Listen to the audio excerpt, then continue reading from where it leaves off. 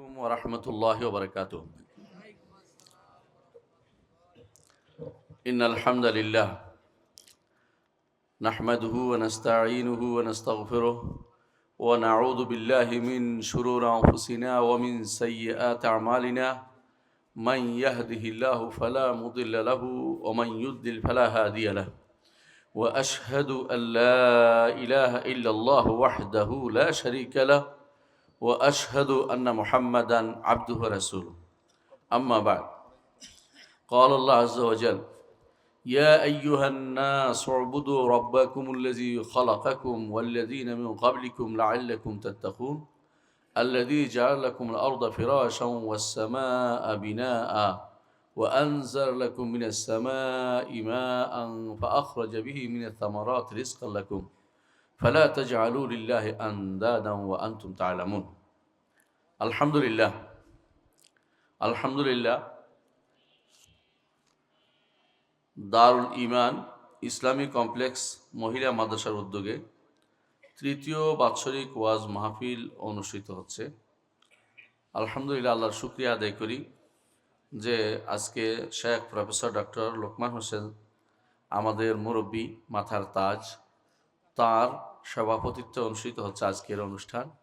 আপনারা যারা উপস্থিত হয়েছেন এবং আমার সামনে বসেছেন, আমি মনে করি এটা আমার জন্য বিরাট পাওনা।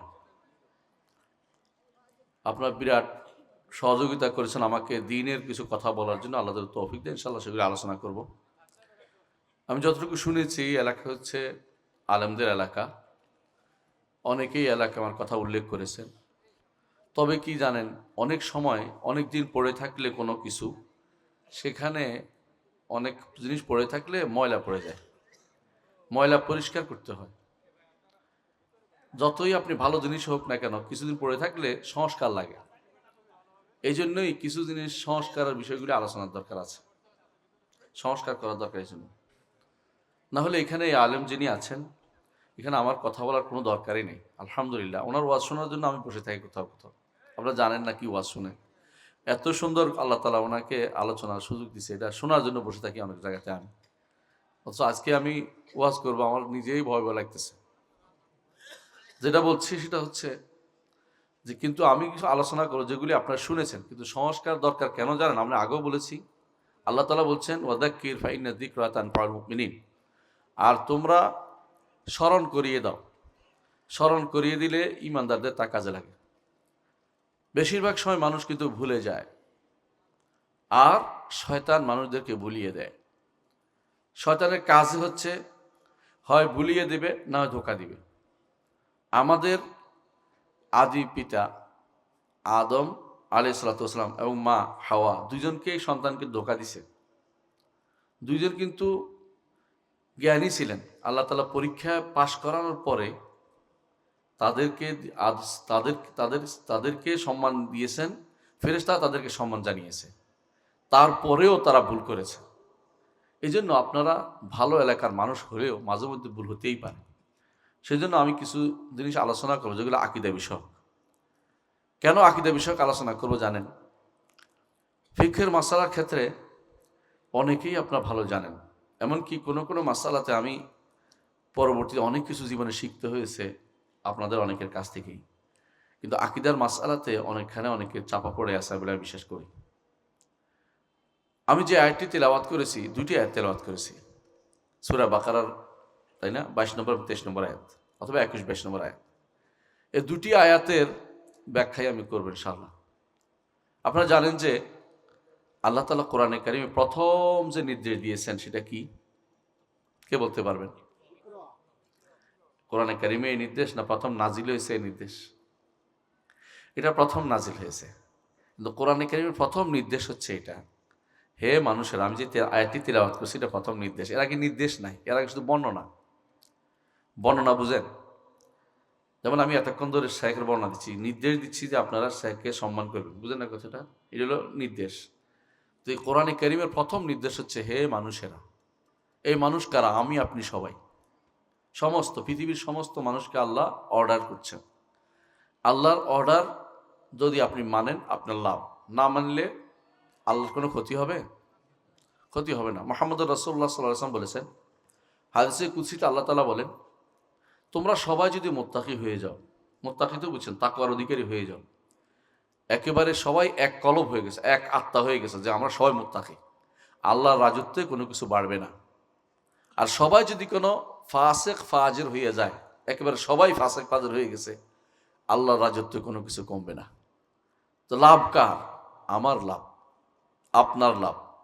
ঈমান আনলে আপনার লাভ, ঈমান লাভ নিয়ে আপনার না আনলে আপনার ক্ষতি। লাভ ক্ষতি আপনার জন্যই আল্লাহ তাআলা এই কোরআন দিয়েছেন। আল্লাহর ইবাদত করলে আল্লাহর কোনো লাভ হয় না, ইবাদত করলে আপনার লাভ। আল্লাহ তাআলার ইবাদত করলে আল্লাহর কোনো লাভ হয় না, আল্লাহর ইবাদত আমাদের লাভ, নিজের লাভ। প্রথম যে নির্দেশ দিয়েছেন আল্লাহ তাআলা সেটা হচ্ছে ইয়া আইয়ুহান নাস উবুদু রাব্বাকুমুল্লাযী খালাকাকুম, হে মানুষের ইবাদত করো তোমাদের সেই রবের যিনি তোমাদেরকে সৃষ্টি করেছেন। তো আল্লাহ আমাদেরকে সৃষ্টি করেছেন, আল্লাহ আমাদের মালিক, আল্লাহ আমাদের পরিচালক। আল্লাহ আমাদেরকে সৃষ্টি করেছেন, আল্লাহ আমাদের মালিক, আল্লাহ আমাদের পরিচালক। এই তিনটি জিনিস যে ব্যক্তি স্বীকৃতি দিবে অন্তঃস্থ করে, সে ব্যক্তি আল্লাহকে রব মানছে। আল্লাহকে রব মানলেই কি আপনার ঈমান হয়ে গেছে? না, আল্লাহকে রব মানলে ঈমান হয় না। কারণ আরবের মুশরিকরা আল্লাহকে রব মানত, আরবের মুশরিকরা আল্লাহকে রব মানত। আল্লাহ তাআলা কোরআনে কারীম বলেছেন, ওয়ালা ইন সাআলতাহুম মান খালাকাস সামাওয়াতি ওয়াল আরদা লায়াকুলুনা আল্লাহ, যদি তাদেরকে আপনি জিজ্ঞাসা করেন আসমান জমিন কে সৃষ্টি করেছে, তারা বলবে আল্লাহ। তাহলে তারা তো আল্লাহকে স্রষ্টা মানে, তাহলে রাসূল যুদ্ধ করছেন কেন? কি জন্য যুদ্ধ করলেন? আল্লাহকে তারা স্রষ্টা মানে, কিন্তু সাথে সাথে তারা শিরক করে। ওমা ইউমিনু আকসারুহুম বিল্লাহি ইল্লা হুম মুশরিকুন, অধিকাংশই ঈমান রাখে কিন্তু শিরক মিশ্রিত ঈমান। তাহলে ইয়া আইয়ুহান নাস উবুদু রাব্বাকুমুল্লাযী খালাকাকুম, ওই আল্লাহর ইবাদত করো, ওই রবের ইবাদত করো, ওই স্রষ্টার ইবাদত করো, ওই মালিকের ইবাদত করো, ওই পরিচালকের ইবাদত করো যিনি তোমাদেরকে সৃষ্টি করেছেন। ওই মালিকের ইবাদত করো যিনি তোমাদের রব। ইবাদত তাঁরই করতে হবে যিনি সৃষ্টি করতে পারেন, যিনি মালিক হতে পারেন। আমরা দুনিয়া থেকে চলে যাব, জমিনের মালিক আপনি সন্তানকে বানিয়েছেন না? হচ্ছে। সন্তান চলে গেলে আপনার নাতিরা হবে, নাতিরা পরে প্রতিরা হবে। এরপর একটা সময় আসবে এই বংশের লোকেরা আর কেউ নাই, ওই এলাকায় শুধু দেখবেন যে ঘুঘু চরে, মানে কেউ নাই, এই এলাকায় কেউ নাই। আবার এই এলাকার মালিক কি হবে? আল্লাহ তাআলা। আল্লাহ তাআলা কোরআনে কারীম বলেছেন, ইন্না নাহনু নারসুল আরদা ওয়া মান আলাইহা ওয়া ইলাইনা ইউরজাউন, জমিনের মালিক আবার আমি হব, অর্থাৎ আল্লাহ নিজে হবেন, তিনি জমিনের মালিক, তিনি ওয়ারিশ হবেন। এমন একটা সময় আসবে জমিন ধ্বংস হয়ে যাবে, কেউ থাকবে না, আমরা কেউ থাকবো না, আল্লাহ তাআলাই সব কিছুর মালিক হবেন। এখনও তিনি মালিক, কিন্তু আমাদেরকে তিনি অস্থায়ী মালিকানা দিয়েছেন, কিছু কাজ করার ক্ষমতা তিনি আমাদেরকে দিয়েছেন। আমরা এখন কিছু বলতে পারি আমার বাড়ি, আমার বাড়ি, আমার বাড়ি, তো মরে গেলে কিন্তু এটা আমার বাড়ি থাকে না। মরে গেলে আমার সন্তান এইটার মালিক হয়ে যায়। কত কষ্ট করে আপনি বাড়ি তৈরি করেছেন, কত কষ্ট করে আপনি গাড়ি বানিয়েছেন, কত কষ্ট করে সুন্দর করে সাজিয়েছেন, কিন্তু যেদিন মরে যাবেন সেদিন আপনার সন্তান মালিক হবে, আপনাকে বলবে লাশ। ওই লাশ ঘরেও তুলবে না, উঠানে রেখে দিবে, বৃষ্টি পড়বে। আপনার সন্তান এখন ভয়ে আপনাকে যে কোনো মূল্যে আপনার জন্য ব্যবস্থাপনা করবে যে ঘরে তোলা যাবে না বাবাকে, যত তাড়াতাড়ি সম্ভব মাটি নিচে দিয়ে আসি। মালিক কিন্তু সন্তান হচ্ছে, আবার সন্তানও মালিক না, সেই কয়দিন পর আবার একই জায়গাতে চলে যাবে সবাই। এটাই আল্লাহ তাআলা বলছেন, ইন্না লিল্লাহি ওয়া ইন্না ইলাইহি রাজিউন, সবাই আল্লাহর জন্য আল্লাহর কাছে ফিরে যাব। যেদিন আল্লাহর কাছে ফিরে যাব, হাসরের মাঠে কিন্তু সবাই হাজির হইতে হবে আমাদেরকে, কেউ দুনিয়ার কোথাও লুকোচুরি করে থাকতে পারবো না। ও হাশারনাহুম ফালাম নুগাদির মিনহুম আহাদা, আল্লাহ তাআলা বলছেন আমি তাদেরকে হাসর করব, একত্রিত করব, একজনকেও ছাড়বো না, একজনও কিন্তু হাসর মাঠে না যেয়ে থাকতে পারবো না।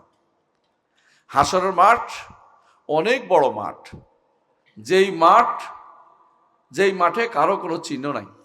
আজকে তো এখানে ধরেন আছে যে কি খালি মাদ্রাসা, দৌলত খালি মাদ্রাসা, ওখানে কোনো মাদ্রাসার কোনো চিহ্ন নাই, পাহাড় পর্বত নাই, আটার কাইয়ের মতো একটা মাটি থাকবে, উঁচু নিচু নাই, সব সমান, পাহাড় পর্বত নাই। সেই মাঠে কিন্তু আমাদেরকে উপস্থিত হতে হবে। সেই মাঠে উপস্থিত হয়ে দুনিয়ার যা যা করেছি সেটার কিছু হিসাব, সেখানে পুরো হিসাব আপনাকে দিতে হবে। না কিছু হিসাব দিলে চলবে? পুরো হিসাব আল্লাহ তাআলা হেসেন বলবেন। আল্লাহ তাআলা কোরআনে কারীম বলেছেন, সেদিন আপনি বলবেন, মা লিহাযাল কিতাব লা ইউগাদিরু সগীরাতান ওয়ালা কাবীরাতান ইল্লা আহসাহা। এই কিতাবের কি হলো? কিতাবের মধ্যে লিখে রাখছে যা যা করছি, ছোট বড় সব লিখে ফেলছে, কিছুই বাদ দেয় নাই, কিছুই বাদ যায় নাই। আপনার আমার জীবনের আমলনামা সব লেখা হয়েছে। মা ইয়ালফিযু মিন কাওলিন ইল্লা লাদাইহি রাকিবুন আতীদ। মুখ থেকে যাই বের হয়, কথা বের হলেই লিখে ফেলে ফেরেশতারা। ডান পাশের ফেরেশতারা, বাম পাশের ফেরেশতারা সব লিখে ফেলছে। যদি ভালো কথা হয় ডান পাশের ফেরেশতা লিখতেছে, গুনাহ হলে বাম পাশের ফেরেশতা লিখছে। কিন্তু ডান পাশের ফেরেশতাকে আল্লাহ তাআলা নেতা বানিয়ে দিয়েছেন 6 ঘন্টা দেরি করে। 6 ঘন্টা দেরি করে, দেখি লোকটা তওবা ইস্তেগফার করে কিনা। তওবা ইস্তেগফার করলে ডান পাশের ফেরেশতা লেখে, বাম পাশের ফেরেশতা আর লিখতে পারে না। সুবহানাল্লাহ। আল্লাহ তাআলা বান্দাকে মাফ করে নিতে চান, যে কোনো মূল্যে জান্নাত দিতে চান।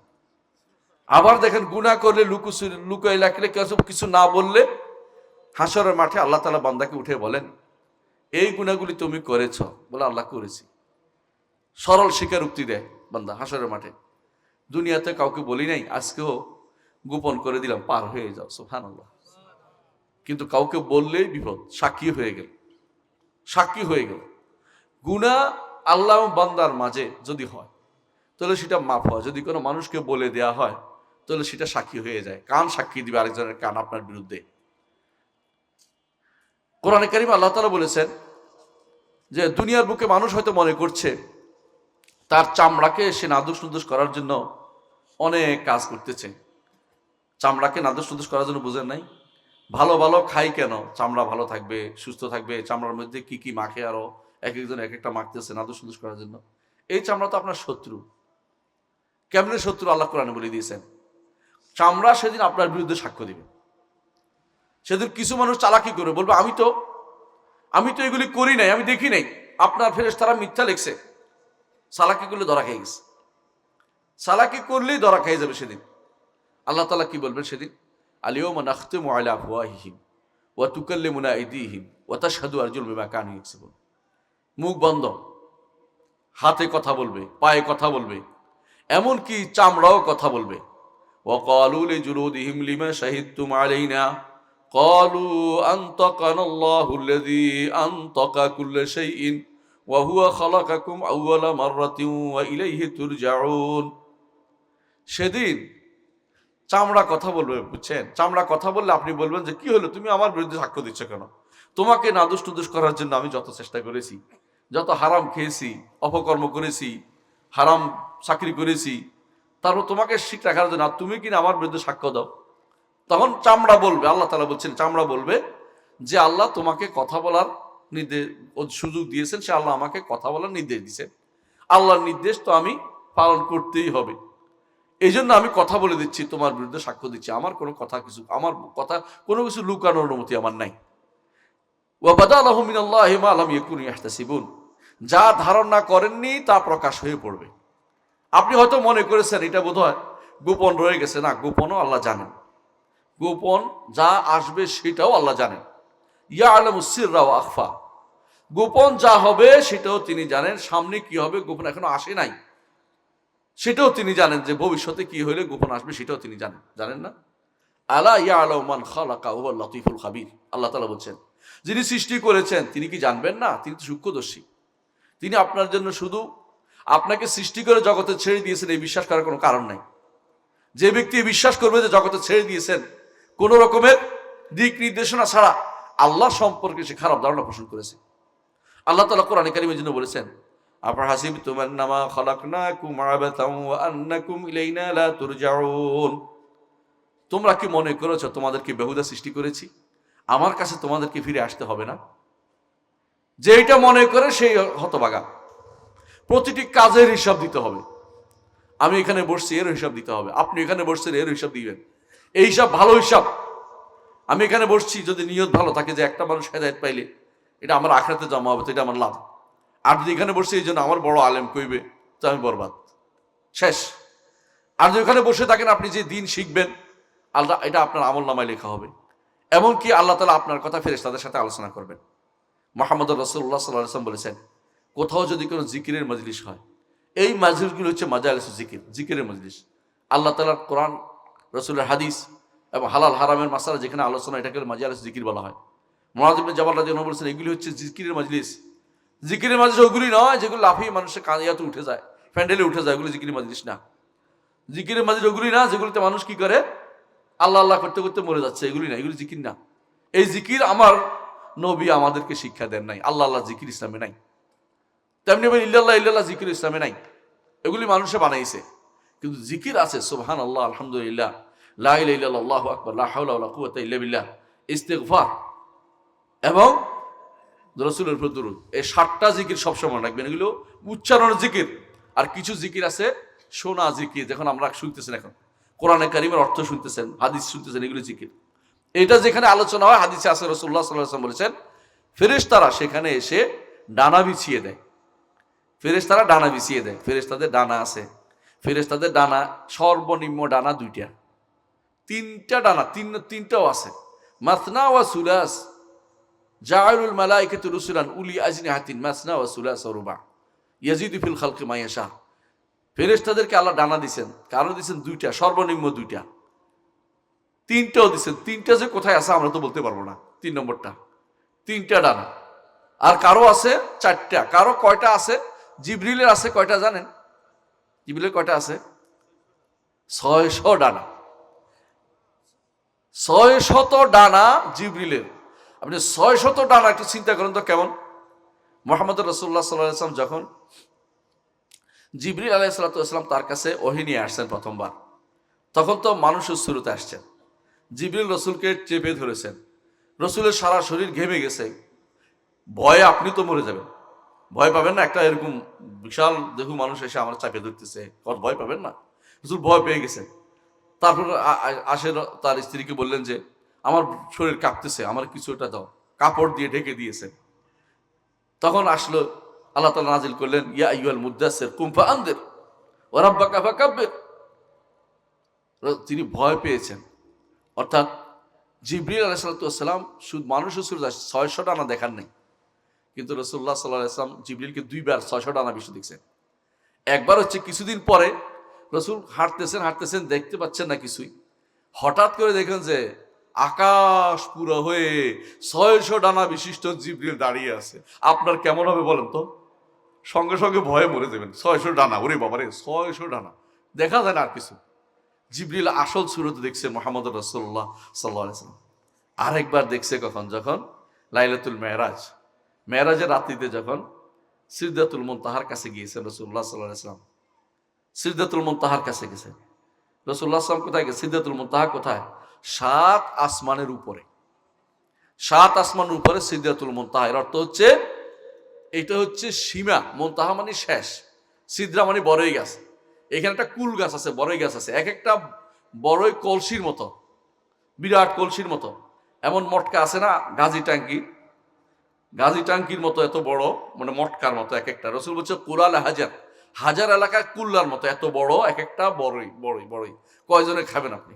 এই বিশাল বড়ই গাছ, এই বড়ই গাছের মধ্যে বড়ই গাছ পর্যন্ত সীমা, এর উপরে উঠার অনুমতি নাই জিবরিলের। ওখানে যাওয়ার পর রাসূলুল্লাহ সাল্লাল্লাহু আলাইহি ওয়াসাল্লামের জন্য কি আসলো? তাকে উপরে উঠিয়ে নেওয়া হইল। আপনারা বলেন রফরফ, এইটা হাদিসটা শুদ্ধ না।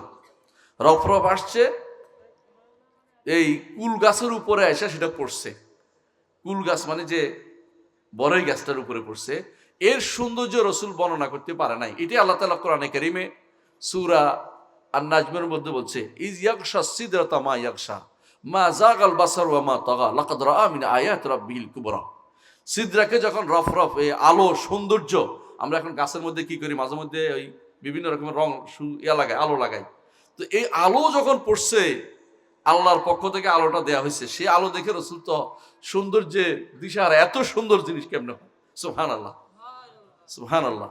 সেখানে রাসূলুল্লাহ সাল্লাল্লাহু আলাইহি ওয়াসাল্লাম জিবরিলকে আবার দেখছেন, 600 ডানা বিশিষ্ট আবার দেখছেন। আল্লাহ তাআলা এইজন্য বলছেন লাকাদ রাআ মিন আয়াতি রাব্বিহিল কুবরা। আল্লাহর বড় নিদর্শন দেখছে তিনি সেখানে। একদিকে সিদরাতুল মুনতাহার উপরে যা পড়ছে, আরেকদিকে জিবরিলের ডানা।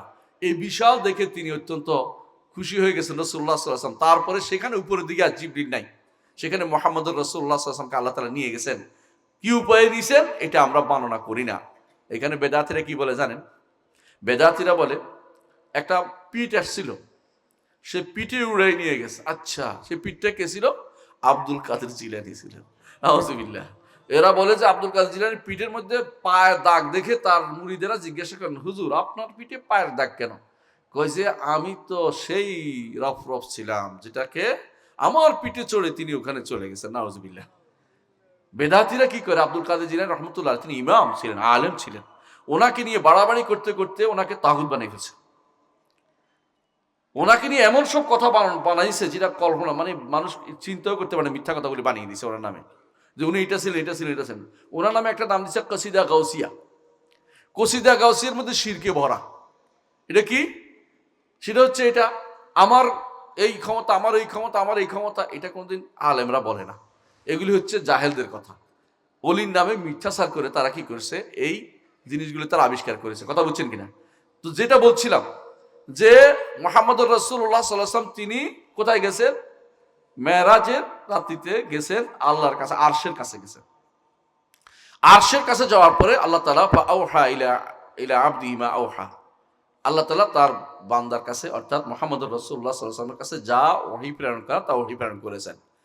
আল্লাহ তাআলা তাকে আবার দুনিয়াতে পাঠিয়ে দিয়েছেন। এক রাত্রির ঘটনা সবই। আল্লাহ তাআলা তাকে আবার দুনিয়াতে পাঠিয়ে দিয়েছেন। আল্লাহ তাআলা তাহলে কোথায় আছেন বলেন তো? আরশের উপরে।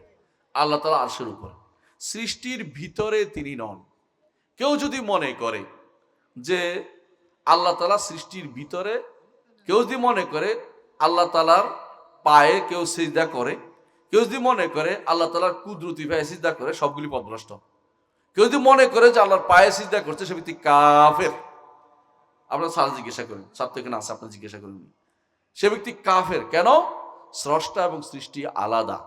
আল্লাহর উপর ঈমান যে শর্ত, আল্লাহর উপর ঈমানের কয়েকটা শর্ত আছে। এক নম্বরে বিশ্বাস করতে হবে এটা, আল্লাহ তাআলা তিনি সব কিছুর উপরে, সব কিছুর আরশের উপরে।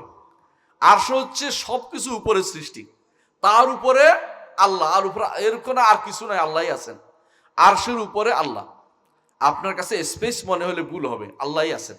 স্পেস তো আমাদের দরকার, আল্লাহ আমাদের ব্যবস্থা করে স্পেসের। এই যে স্পেস পাচ্ছি আমরা, এটা আমাদের জন্য আল্লাহ সৃষ্টি করে দিয়েছেন, নড়াচড়া করার জন্য, খেত খামার করার জন্য, হিজরত করার জন্য, হজে যাওয়ার জন্য, উড়ার জন্য। আল্লাহর জন্য আপনি এগুলি কোনোটাই বলবেন না যেগুলি আল্লাহ বলে নাই। আরশের উপরে তিনি আছেন। আরশ বিশাল, আরশ বিশাল। আল্লাহ তাআলা সৃষ্টির ভিতরে নন। তিনি যখন নেমে আসেন নিকটতম আসমানে, নিকটতম আসমানে নেমে আসেন প্রতি রাত্রিতে, শেষ রাত্রিতে নেমে আসেন। আপনি বলতে পারেন শেষ রাত্রি তো আমাদের এখানে হয়, ওখানে হয়, ওখানে হয়, সবখানে তিনি নামেন। তবে তার নামা আমাদের নামার মতো না, এটাই মানতে হবে। তার নামা যেমনিভাবে তার জন্য উপযুক্ত সেভাবে তিনি নেমে আসেন। সুতরাং তার নামা কিভাবে নামে জিজ্ঞাসা করবেন না। হাদিসে আছে, আমরা সেটা মানি। আমরা আহলুল হাদিস হিসাবে সেটাই মানি যে হাদিসে আছে, এটা আমরা মানি। ধরন জানি না, তবে আল্লাহ তাআলা নেমে আসেন। তিনি আরশের উপরে আছেন। কোথায়? আরশের উপরে বিশ্বাস করতে হবে। তার পায়ে সেজদা করে অনেকেই বলে, আপনাদের আশেপাশে মসজিদগুলোতে আমি শুনেছি, সুবহানাল্লাহ, আমার কলিগ, কুষ্টিয়ার কলিগ, উনি বলতেছে, স্যার আমাকে বল, স্যার আমরা যে আল্লাহর পায়ে সিজদা করি, এটা অস্বীকার করো মুখে। আল্লাহর পায়ে তো আমরা সিজদা করি না, আমরা সিজদা করি মাটিতে। আল্লাহকে সম্মান করার জন্য, আল্লাহর নির্দেশ পালনের জন্য আমরা মাটিতে সিজদা করি। আল্লাহর পায়ে সিজদা করলে বললে ঈমান নাই, এ ব্যক্তি ঈমান নাই, এ ব্যক্তি জাহান্নামে যাবে যদি কোনো বিশ্বাস করে মরে যায়। কথা বুঝছেন কিনা? এটা বুঝতে হবে। আকীদা বিশ্বাসটা শুদ্ধ না হলে তো সব শেষ। আল্লাহকে মনে করতে হবে সবকিছুর উপরে। আবার মনে করতে হবে আল্লাহ সবচেয়ে বড়। আল্লাহ কি? সবার চেয়ে বড়। কিরকম বড় বলেন তো? আসমান জমিন হইতে শুরু করে যত সৃষ্টি আছে, যত সৃষ্টি আছে সবগুলি আল্লাহর মুষ্টির ভিতরে জায়গা হবে। আল্লাহ কোরআনে বলছেন, ওয়াল আরদু জামিআন ক্বাবদাতুহু ইয়াউমাল কিয়ামা। কিয়ামতের দিন আল্লাহ তাআলা সমস্ত জমিনকে মুঠির ভিতরে রাখবেন। মুষ্টির ভিতরে পর্যন্ত আমাদের মুষ্টি দেখছেন না? আমাদের মুষ্টিতে কিছু জায়গা হয় না, কিন্তু আল্লাহর মুষ্টিতে আসমান জমিন সবগুলি আল্লাহর। একটা ডান হাতের উপরে থাকবে, একটার ভিতরে জমিন পুরোটা জায়গা হবে। জমিন কত বড় বুঝছেন? বুঝেন নাই? আসমানের নিচে যা আছে সবগুলি জমিন। তো এখন যারা স্পেস আবিষ্কার করতেছে, আবিষ্কার কি করতেছে? বলতেছে পৃথিবী হচ্ছে বিশাল স্পেসের মধ্যে ছোট্ট একটা ফোঁটা মাত্র। তাহলে এরকম সবটা আল্লাহর মুষ্টির ভিতরে জায়গা। আল্লাহ কত বড় আযীম! এই আজমতের কথা আপনি কি বলেন? সুবহান রাব্বিয়াল আযীম। আমার রব কতই না বড়, তিনি কতই না পবিত্র। বুঝছেন তো? আপনি কতই ক্ষুদ্র। যে ব্যক্তি নিজেকে ক্ষুদ্র ভাবতে পারবে, আল্লাহ তাকে জান্নাত দিবেন। যে ব্যক্তি নিজেকে বড় অহংকারী করবে, জাহান্নামে যাবে। বড় অর্থ অহংকারী করা। আর যে ব্যক্তি মনে করবে আমি খুবই নগণ্য একটা ব্যক্তি, আল্লাহ তাআলা তাকে জান্নাত দিয়ে ধন্য করবেন। নিজে কোনোদিন অহংকারী হইতে পারবেন না। বুঝেন কিনা কথাটা? আপনি আমি যা যা করছি সবই আমরা তার দাসত্বের জন্য করতেছি। সালাত কি জন্য পড়ি? আমি তার দাস, সেজন্য। দাস বুঝেন তো? দাসের নিজের কোনো অস্তিত্ব থাকে না, মনিবে যা বলে তা করতে হয়। দাসের নিজের কোনো মালিকানা থাকে না, মনিবে যা দিচ্ছেন সেটা অনুসারে চলতে হয়। দাস এবং মনিবের পার্থক্য এখানেই, যে দাসের কথা হচ্ছে যে আমি আমার মনিবের দাসত্ব করে যাব, আমার নিজের স্বাধীনতা, মনিব যা দিয়েছে তার মধ্যে আমাকে থাকতে হবে। কথা বুঝছেন? মনিব আমাকে বলছে যে তুমি আবাদত করো, আবাদত করার জন্য স্বাধীনতা দিছে। আবার ধরেন কোন প্রাণীকে আবাদত করতে নির্দেশ দেয় নাই, সে স্বাধীনতা দেয়নি। গরুকে স্বাধীনতা দেয় নাই, আবার আবাদত করার নির্দেশ দেয় নাই। খেয়াল করছেন? আবার ইয়াকে গাছ এবং তরুলতাকে আল্লাহ সিজদা করার নির্দেশ দিয়েছেন। এই জন্য এটা এমনি পড়ে থাকে সবসময় মাথাটা, দেখছেন না? তাদের সিজদা তাদের মতো করে, কিন্তু স্বাধীনতা দেয় না যে এখান থেকে হাইটে যায় ওখানে চলে যাবে, তা কিন্তু না। এক জায়গায় তারা স্থবির হয়ে আছে। আপনাকে একটু বেশি বেশি স্পেস দিয়েছে, আপনি বেশি চলাফেরা করতে পারেন, কিন্তু আপনি এটা মনে করেন না যে আপনি স্বাধীন হয়ে গেছেন। বেশিরভাগ মানুষ স্বাধীনতা খুঁজে, স্বাধীনতা খুঁজেন না। আপনাকে একটা জিনিস দিছে কি, ভালো মন্দ দুইটার মধ্যে কোনটা নিবেন এটা আপনাকে সুযোগ দিছে, বিবেকটা দিয়েছে যে ভালো মন্দ দুইটা তুমি বেছে নিতে পারো, ভালো মন্দ দুইটা বেছে নিতে পারেন, এটা বিবেকটা দিয়েছে। কথা বুঝছেন কি? আপনি স্বাধীনতা খুঁজেন না। কেউ যদি বলে যে আল্লাহ তাআলা সবই নির্ধারণ করে দিয়েছেন, আপনার মনে কষ্ট আসে। কি মনে কষ্ট আসে? তো আমি তো বাধ্য হয়ে গেলাম। হ্যাঁ, আপনি তো বাধ্যই। কি বাধ্য? আপনি ইচ্ছা করলেও না মরে থাকতে পারবেন না, ইচ্ছা করলেও দুনিয়াতে না এসে থাকতে পারবেন না, ইচ্ছা করলেও অসুখ না এসে থাকতে পারে, অসুখ আসবেই। ইচ্ছা করলে আপনার বার্ধক্য আসবেই, ইচ্ছা না করলেও বার্ধক্য বন্ধ করতে পারবেন না।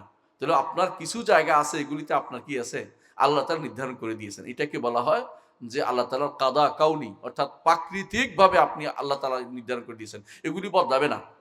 কিছু জায়গা আপনাকে স্পেস দিছে, ইবাদত করতেও পারেন নাও করতে পারেন, বলে দিছে করলে জান্নাত, না করলে জাহান্নাম। তুমি কোনটা নিবে তুমি বাছাই করো। তবে আল্লাহ জানেন যে করবে কি করবে না, আল্লাহ এটা আগে থেকে জানেন, লিখেও রাখছেন। বন্দার জন্য নির্ধারণ করে দিয়েছেন বন্দা করবে কি করবে না। জান্নাতি জাহান্নামী নাম নির্ধারিত। মুহাম্মদ রাসূলুল্লাহ সাল্লাল্লাহু আলাইহি ওয়াসাল্লাম, হাদিস, সহিহ হাদিস, রাসূলুল্লাহ সাল্লাল্লাহু আলাইহি ওয়াসাল্লামের কাছে একদিন জিবরিল দুইটা কিতাব নিয়ে আসছেন।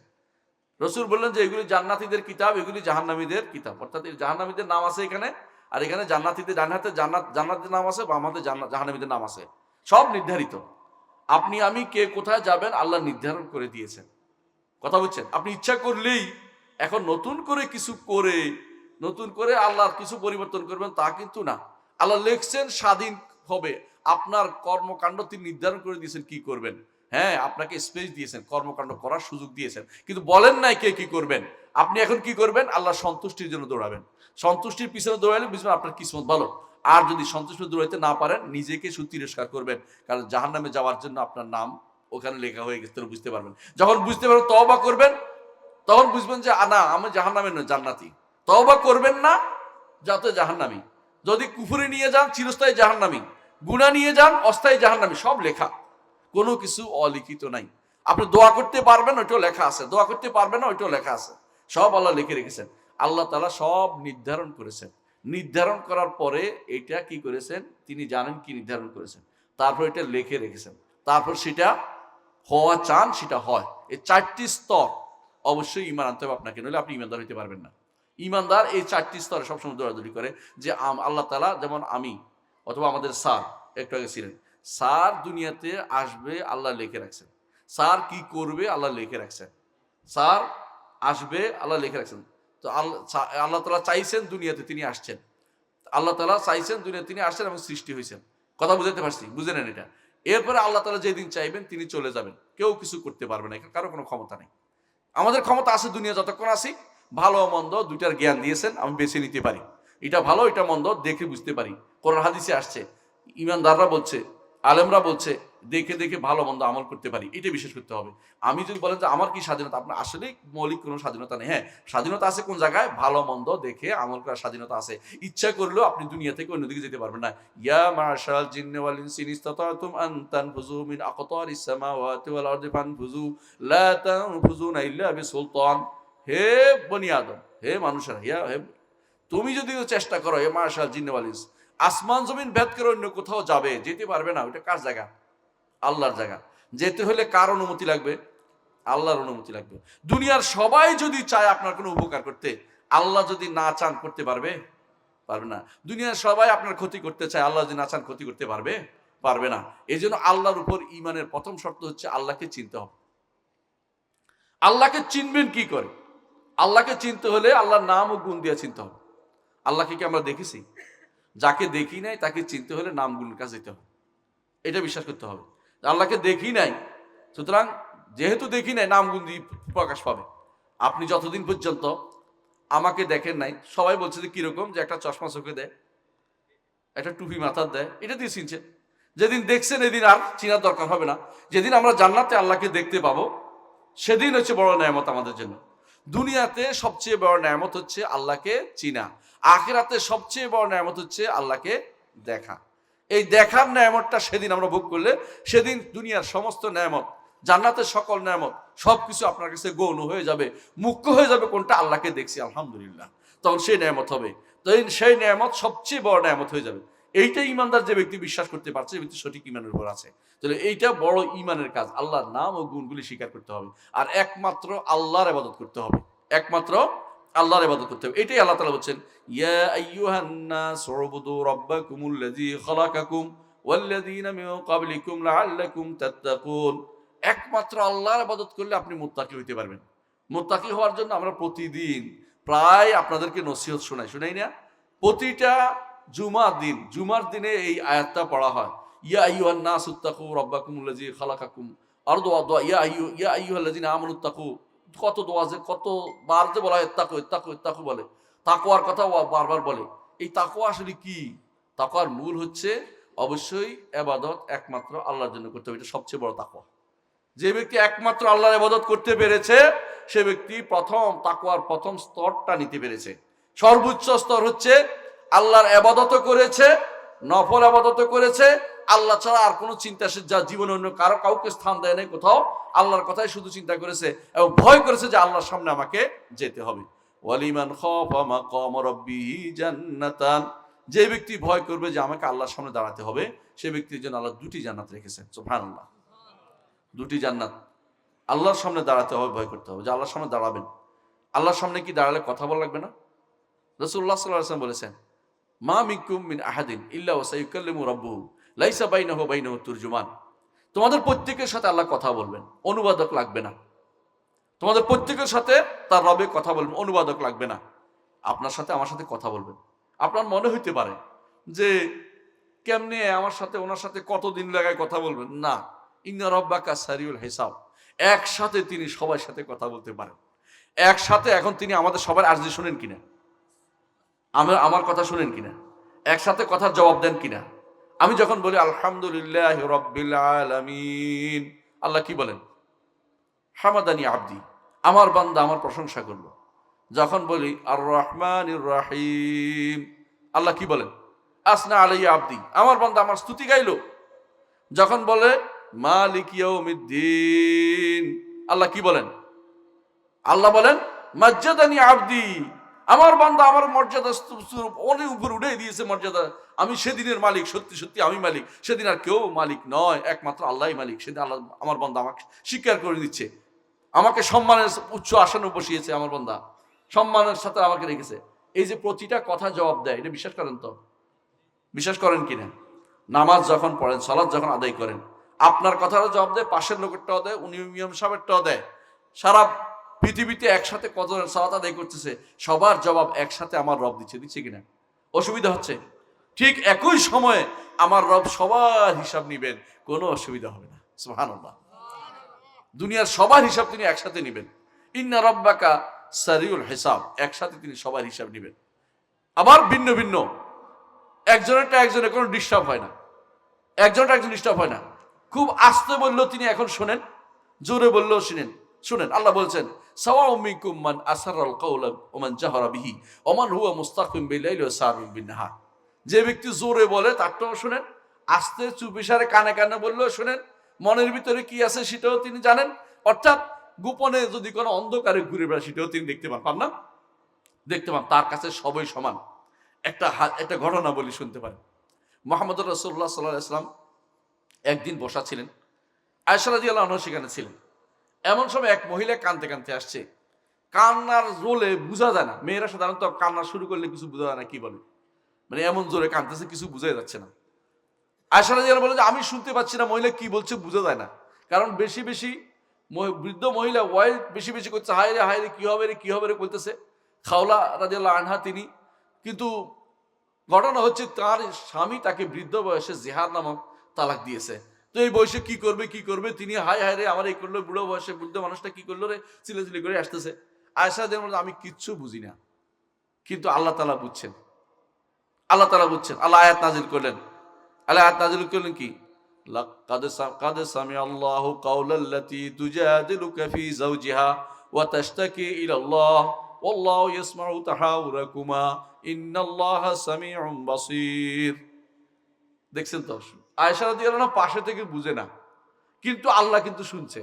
আল্লাহ আয়াত নাজিল করে দিছে, কাদ সামিআল্লাহ, আল্লাহ শুনে ফেলছে মহিলার চিৎকার। আল্লাহ বলতেছেন এই মহিলার চিৎকার আল্লাহ শুনছে, শুনো এই মহিলার বিপদের সমাধান এইভাবে বলে দিয়েছে আল্লাহ তাআলা। এই জন্য আয়েশা রাদিয়াল্লাহু বলছে সুবহানা মান ওয়াসরা সামউল আসওয়াত, ওই আল্লাহর পবিত্র বর্ণনা করছি, সমস্ত আওয়াজ যিনি একসাথে শুনতে পারেন, তার আওয়াজের কোনো সমস্যা হয় না, কারো আওয়াজে কারো শুনতে কোনো সমস্যা হয় না। বিভিন্ন ভাষা একসাথে শুনতে পান না, আপনি এক ভাষায় বলেন, আবার দেখবেন প্রতি 8 মাইল পর পর ভাষার মধ্যে চেঞ্জ আছে। আপনি দেখবেন এখান থেকে শুরু করে আপনি চিটাগাং যান, চট্টগ্রামের মানুষের ভাষা তো আমি জীবনেও বুঝি না, যদি কোনো শুদ্ধ ভাষায় বলে বুঝে আসে। শুদ্ধ ভাষা না বললে হেরা কি বলে, আমরা বলছি হায় রে অনুবাদক লাগবে আমার বোধহয়। কিন্তু আমার রব তিনি একসাথে সব শুনতে পান, সকল ভাষা বুঝতে পারেন, তার ভাষার কোনো সমস্যা হয় না। কথা কি বুঝাতে পারছি? আমার রব সেদিন আপনার সাথে কথা বলবেন, প্রত্যেকে আল্লাহর সাথে যে কথা বলবেন, এই ধারণা এই বিশ্বাস আপনার রাখতে হবে যে আমার রবকে প্রশ্নের উত্তর কিন্তু আমাকে দিতেই হবে। আয়েশা রাদিয়াল্লাহু আনহা একদিন তিনি দোয়া করছেন, আল্লাহুম্মা হাসিবনি হিসাবান ইয়াসীরা, আল্লাহ আমাকে হিসাবে ইয়াসির, সহজ হিসাব আল্লাহ আমাকে দিন। আয়েশা, রাসূলুল্লাহ সাল্লাল্লাহু আলাইহি ওয়াসাল্লাম বলেন যে আয়েশা তুমি কি জানো সহজ হিসাবটা কি জিনিস? বলছেন না ইয়া রাসূল, আমি তো জানি না। রাসূলুল্লাহ সাল্লাল্লাহু আলাইহি ওয়াসাল্লাম বললেন সহজ হিসাব হচ্ছে সামনে পেশ করে পার করে দেয়া, আসছে পার হয়ে যাও পার হয়ে যাও, এটাই জাস্ট হিসাব। মানুকে শাউর দেবা, যাকে হিসাবে জিজ্ঞাসা করা হবে এইটা কেন করলো, এটা কেন করলে সেই ব্যক্তি বরবাদ হয়ে যাবে, তার শাস্তি ছাড়া কোনো পথ থাকবে না। আল্লাহুল মুস্তাআন। অর্থাৎ কোনো ব্যক্তি বাঁচতে পারবে না যদি হিসাব প্রশ্ন তোলে। আপনি আমি, হাদিসে আছে রাসূলুল্লাহ সাল্লাল্লাহু আলাইহি ওয়াসাল্লাম বলেছেন, হাদিসে কুদসিতে বলেন ইন্নাকুম তাজনিবুনা বিল-লাইল, তোমরা রাতের বেলা গুনাহ করো আর তোমাদেরকে আমি ক্ষমা করে দিই দিনের বেলা গুনাহ করো, রাতের বেলা আমি তোমাদের ক্ষমা করে দিই। যদি তোমাদের গুনাহ আসমান পর্যন্ত হয়, তারপর আমার কাছে ক্ষমা চাও, শিরিক না করো, আমার কাছে ক্ষমা চাও, আমি তোমাদেরকে ক্ষমা করে দিব। সুবহানাল্লাহ। আমার কাছে আসো, শিরিক বাদে আমি তোমাকে ক্ষমা করে দেব, ওলা উবালি, কোনো পরোয়া করি না, আল্লাহ ঘোষণা করেছেন। এর অর্থ হচ্ছে ইমানিয়াত আকীদার বিষয়টা শুদ্ধ সবার আগে দরকার। যত আমি আমল করি, ভুল তো করি, বনি আদম ভুল করে না, এটা ভুল কথা, ভুল করেই। কুল্লু বনি আদম খাত্তা ওয়া খায়রুল খাত্তাইন আত-তাওয়াবুন, প্রতিটি বনি আদম ভুল করে, উত্তম ভুলকারী হচ্ছে ওই ব্যক্তি যে ব্যক্তি তওবা করে। বনি আদম মাত্রই ভুল করে, ভুল না করে যে ব্যক্তি মানে ভুল করি না সে অহংকারী, মিথ্যা কথা বলে। ভুল করি না যে ব্যক্তি বলে মিথ্যা কথা বলে, ভুল করেই। বনি আদম মাত্রই ভুল করে, তবে কি করতে হবে? বেশি বেশি ইস্তেগফার করতে হবে। আমার নবী ইস্তেগফারের কথা শিক্ষা দিয়েছেন। কখন ইস্তেগফার করতেন তিনি কোথাও বসলে 100 বার, সারাদিনে 70 বার, কোথাও বসলে 70 বার, সারাদিনে 100 বার, এইভাবে বর্ণনাগুলি আসছে যে রাসূল বেশি বেশি ইস্তেগফার করতেন। রাসূল তো কোনো গুনাহই ছিল না, তার আগের সব গুনাহ আল্লাহ মাফ করে দিয়েছেন, তারপরেও তিনি আল্লাহর কাছে ক্ষমা চাইতেন। তিনি আমাদেরকে এই জন্য শিখিয়ে দিয়েছেন ইস্তিগফার কিভাবে করতে হবে। তো আমরা যখন সালাত শেষ করি আস্তাগফিরুল্লাহ আস্তাগফিরুল্লাহ আস্তাগফিরুল্লাহ তিনবার। কেন? আমি যেভাবে আপনি ইবাদত করতে বলেছেন সেভাবে ইবাদত করতে সমর্থ হই নাই। কারণ আমি আসলেই কিছুক্ষণ যদি আপনার অর্থ কোরআন বুঝার চেষ্টা করেছি, কিছুক্ষণ আমার মন চলে গেছে কোথায়? হ্যাঁ, ক্ষেতের কাছে চলে গেছে, গরুর কাছে চলে গেছে অমুকখানে বাজারে। কারণ মন আমার ঠিক ছিল না। আপনার ইবাদত আমি যথাযথভাবে করতে পারি নাই। ইমানদারের জন্য সবসময় বিনয় থাকে যে আমি ইবাদত করতে পারি না। আল্লাহ যদি মাফ করে দেয়, মাফ পাওয়ার কোনো সুযোগ নাই। এই যেই ব্যক্তি এইটা মনে করবে যে আল্লাহর সামনে আমাকে হিসাব দিতে হবে, সেই ব্যক্তির জন্য আল্লাহ 2টি জান্নাতের ব্যবস্থা করেছেন, আলহামদুলিল্লাহ। এই জন্য আল্লাহর সামনে হিসাব দেওয়ার চিন্তা যদি ব্যক্তি করে, সে ব্যক্তি সত্যি সত্যি আল্লাহর ইমানটা তার পাকা পোক্ত আছে। আর যে ব্যক্তি আল্লাহর সামনে হিসাব দেওয়ার চিন্তা করে না, সে ব্যক্তি বিপদে পড়বে। কেন? সেই ব্যক্তি মনে করছে যে এগুলি বোধহয় এমনি হয়ে গেছে, চলে যাচ্ছে না। চলে যাচ্ছে না। আহসাহুল্লাহু ওয়া নাসু, আল্লাহ বলছেন তারা ভুলে গেছে, আর আল্লাহ এগুলিকে সব হিসাব করে রাখছেন, একটু বাদ যাবে না। আপনি হয়তো মনে করছেন যে কি করছিলাম না করছিলাম বোধহয় বাদ গেছে, না বাদ যায় না, সব লিখে রাখছে, সব লেখা আছে। কোনো কিছু আপনার আপনার থেকে চলে যাবে না, সব লেখা আছে। আপনি আমি এই জন্য চিন্তা করতে হবে কি করছি এখন, কি আমাদের জন্য ভবিষ্যতের জন্য করে যাবো, এটা চিন্তা করা দরকার। দুনিয়ার বুকে মানুষ অনেক কিছু করে, কিন্তু তার সাথে কিন্তু 3টা জিনিসের বেশি কিছু যায় না। 1 নম্বর হচ্ছে যেটা খাইছেন এটা হজম করে ফেলছে, এটা আপনার। দ্বিতীয় হচ্ছে যেটা আপনি পরিধান করেছেন কাপড়, পূরণ করে ফেলছে, এটা আপনার। আর 3 নম্বর হচ্ছে যেটা আল্লাহর রাস্তায় দান করেছেন, মসজিদ মাদ্রাসা বানিয়েছেন, দাওয়াতের কাজে ব্যয় করেছেন, সদাকা দিয়েছেন, ভালো কাজ করেছেন, এটা আখিরাতের পাল্লা আল্লাহর হাতে রেখে দিয়েছেন। আল্লাহ তাআলা নিজ হাতে সেটা গ্রহণ করে সেটাকে বাড়িয়ে তোলে। সেদিন আপনি খুশি হবেন যে আমি অল্প দিয়েছিলাম, বিশাল আকার ধারণ করেছে। এত বিশাল হলো কি করে? কারণ আল্লাহ তাআলা সেটাকে বাড়িয়ে তুলেছেন। বান্দাকে, নেককার বান্দাকে তিনি বাড়িয়ে দিতে চান। বা ইয়াজিদ যাকে ইচ্ছে তাকে আরো বাড়িয়ে দেন, যাকে ইচ্ছে আল্লাহ ইউদাইফু লিমান ইয়াশা, যার জন্য ইচ্ছা আল্লাহ তাকে বহুগুণ বর্ধিত করে দেন। কেন দিবেন? বান্দা আমার প্রতি বিনয়ী আছে, আমার দাস আমার কথা শোনে। সবচেয়ে বড় পরিচয় হওয়া দরকার এই জন্য যে আমি আল্লাহর দাস, আমি আল্লাহর দাস, আমি আল্লাহর দাস। দাস যেভাবে মনিবের কাছে আত্মসমর্পণ করে, দাস মনিবের বিরুদ্ধে চললে মনিব কোনদিন পুরস্কার দেয় না, বরং শাস্তি দেয়। ঠিক আল্লাহর দাস হওয়া দরকার আমাদেরকে। মুহাম্মদুর রাসূলুল্লাহ সাল্লাল্লাহু আলাইহি ওয়াসাল্লাম আল্লাহর বড় দাস ছিলেন, বুঝছেন কিনা? বড় দাস, আল্লাহর বড় দাস ছিল। এজন্য আল্লাহ তাআলা ঘোষণা করেছেন কোরআনে কারীমে, ওয়া ইন কুনতুম ফি রাইবিম মিম্মা নাযালনা আলা আবদিনা, আমার দাসের উপরে, আমাদের দাসের উপরে আমরা যা নাজিল করেছি, এই ব্যাপারে তোমাদের যদি সন্দেহ থাকে। কার দাসটাকে? মুহাম্মদুর রাসূলুল্লাহ সাল্লাল্লাহু আলাইহি ওয়াসাল্লাম। আল্লাহ তাআলা তার নবীকে দাস হিসেবে ঘোষণা করেছেন। এবং মুহাম্মদ সাল্লাল্লাহু আলাইহি ওয়াসাল্লাম নিজে বলছেন, আল্লাহুম্মা ইন্নী আবদুকা ওয়া ইবনু আবদিকা ওয়া ইবনু আমাতিকা, আল্লাহ আমি আপনার দাস, আমি আপনার দাস, আপনার দাসের ছেলে, আপনার দাসীর ছেলে। আল্লাহ আমি আপনার দাস, দাসের ছেলে, দাসীর ছেলে। সত্য কিনা? আমার মাও দাস, 14 গোষ্ঠী দাস। কার দাস? আল্লাহর দাস, দুনিয়ার কারো দাস না। দুনিয়ার কারো দাসত্ব করি না, আপনার দাসত্ব করি। এই দাসত্ব যদি ঠিক মতো করতে পারেন তা আপনার জন্য জান্নাত আছে। ওয়া ইবাদুর রহমানিল্লাযিনা ইয়ামশুনা আলাল আরদি হাওনা, রহমানের দাস হইতে পারলে তারাই হয় যারা দুনিয়ার বুকে নম্রভাবে চলাফেরা করে, অহংকার করে না। ওয়া ইযা খাতাবাহুমুল জাহিলুনা ক্বালু সালামা, যখন জাহেলরা খারাপ কথা বলে তারা কি বলে? যে তোমাদের সাথে আমাদের কোনো তর্ক বিতর্ক করার জায়গা নেই, হক কথা বলে দিছি, মানার দরকার মানো, না মানলে আমার দায়িত্ব শেষ। ইমানদারের কাজ হলো এটা। দাসের কাজ হচ্ছে খাতাবুল জাহিল। আর কি করে? ইয়াবিতুনা লিরাব্বিহিম সুজদান ওয়া কিয়ামা, রাতের বেলা আল্লাহর জন্য সিজদা করে, কিয়াম দাঁড়ানো অবস্থা তার নফল সালাত বেশি বেশি করে আদায় করে। আল্লাহর জন্য যত বেশি ইবাদত করবেন আল্লাহর কাছে তত বেশি প্রিয় হবেন এবং তত বেশি মর্যাদা বৃদ্ধি পাবেন। এক একটা সাজদার মর্যাদা সবচেয়ে বেশি। এজন্য রাসূলুল্লাহ সাল্লাল্লাহু আলাইহি ওয়াসাল্লাম বলেছেন, কিয়ামতের আগে এমন একটা সময় আসবে, একটা সাজদার জন্য মানুষ, একটা সাজদা তার কাছে দুনিয়ার অনেক সম্পদ থেকে বেশি মূল্যবান হবে। কারণ সাজদা করার সময় পাবে না, দুনিয়ার পিছনে মানুষ দৌড়াতে থাকবে। এখন আমরা যেভাবে দুনিয়ার পিছনে দৌড়াই, সালাত পড়লে সুন্নত পড়ি না, এরকম বিশাল গোষ্ঠী আছে সালাত পড়লে সুন্নত পড়ে না। আবার দেখবেন সালাত পড়ে কিভাবে দৌড় দেয়, আজকারগুলি করি না। আজকারগুলি তো জরুরি জিনিসটা সম্পূরক, তা আজকারগুলি না করে দৌড়। কার পিছনে দৌড়াচ্ছেন? ওইটা আপনার সাথে যাবে না। কিন্তু আজকারগুলি আপনার সাথে যাবে। আল্লাহ তাআলা কোরআনে কারীম বলেছেন, আল মালু ওয়াল বানুনা জিনাতুল হায়াতিদ দুনিয়া ওয়াল বাকিয়াতুস সালিহাতু খায়রুন ইনদা রাব্বিকা সাওয়াবান ওয়া খায়রুন আমালা। বুঝছেন? বলছে আল মাল ওয়াল বানুনা, সন্তান এবং সম্পদ দুনিয়ার জীবনের চাকচিক্যময় জিনিস, দুনিয়ার জীবনের সৌন্দর্য, সত্যি সৌন্দর্য। আপনি যখন দেখেন আপনার ছেলে বিশাল কিছু একটা হয়েছে, ভালো লাগে, অস্বীকার করছি না। সম্পদ দিয়ে আপনি যখন বিশাল করে ঘর বানাইছেন, বাড়ি বানাইছেন, একেবারে আলো দিয়ে ভরপুর করে রাখছেন, আপনার কাছে ভালো লাগতেছে। কিন্তু ক্ষণিকের পরে আপনি যখন মরে যাবেন, কোনোটাই আপনার আর নাই, শেষ। একটু জিনিসও আপনার জন্য কবরে পাঠাবে না ওরা। এমন কয় যে হয়তো যতদিন মানুষ বলে এটা যে কবরের মাটি পুরান হতে দেরি, হ্যাঁ, বাবাকে সন্তান ভুলতে এত দেরি করে না, পুরান হওয়ার আগেই ভুলে যায়।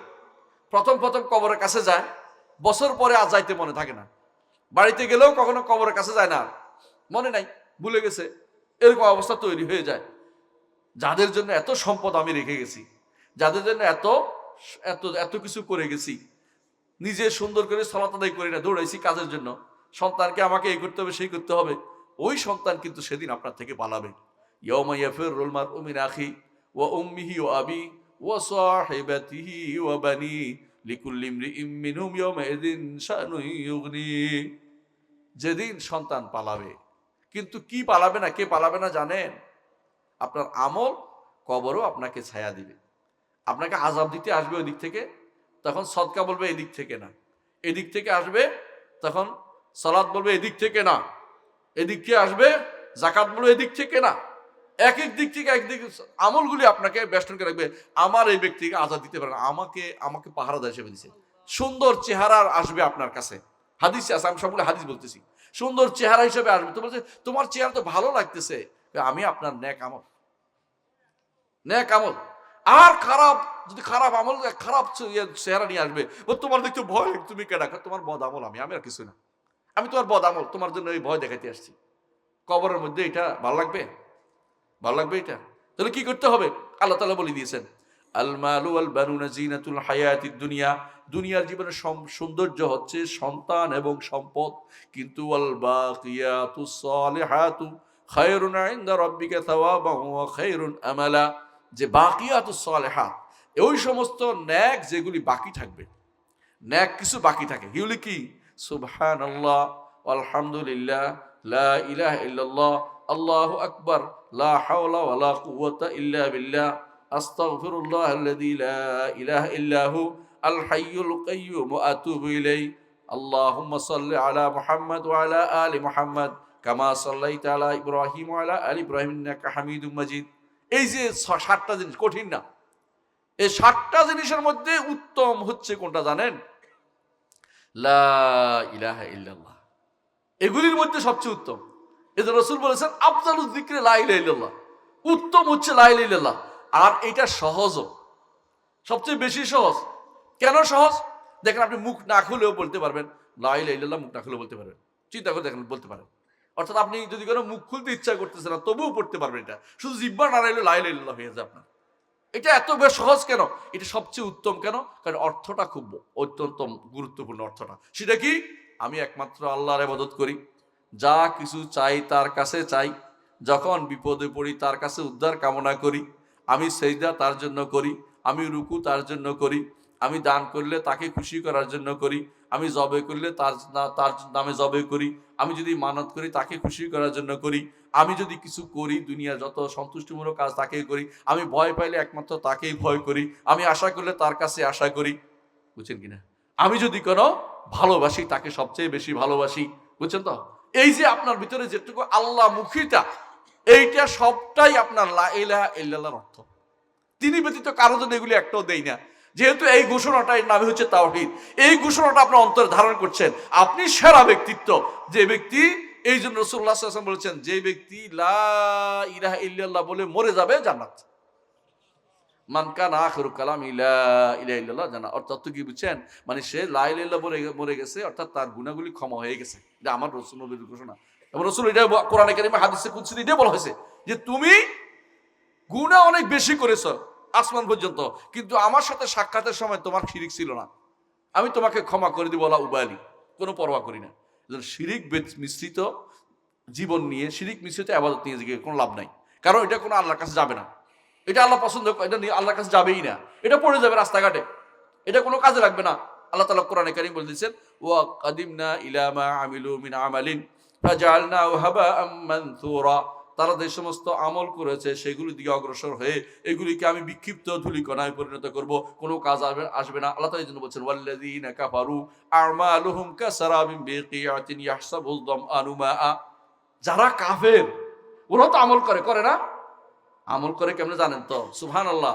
ওদের মধ্যে এমনও আছে যারা বাপ মরে গেলে কতদিন না খেয়ে হাটে ভিক্ষা করে চল, দেখছেন না? দেখেন না আপনারা?